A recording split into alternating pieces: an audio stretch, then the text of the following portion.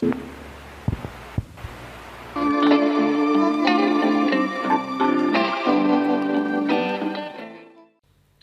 and welcome to this episode, everyone. In this episode, I want to talk about one of the most frequently asked questions, which is, does the color coding matter in a straight through cable?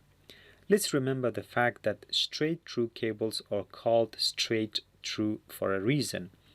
We know that we have two standards for color coding, which is the A and the B, the 568A and the 568B color coding, and each one of them, they have their own way of color coding, which I'm not going to go to in this episode, but I want to tell you that basically we are calling straight through cables straight through because on the X side of the jack, the color coding matches to the Y side of the jack. So basically, if this side of the jack is called X and this side of the wire or the jack is called Y, the color coding is exactly the same.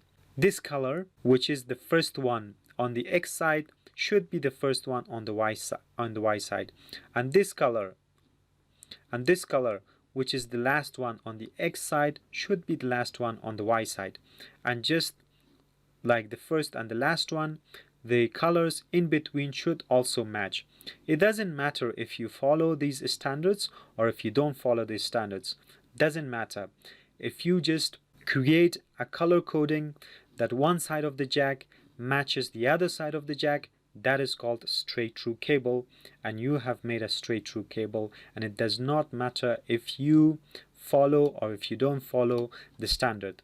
But it is a good practice to, of course, follow the color coding because it makes troubleshooting easy. You don't have to remember what was the X side of the jack, so that you have to make the Y side. Otherwise, every time you are making a cable, then you have to remember that what color coding did you use on one side of the jack, so that you have to use the same color coding on the other side of the jack.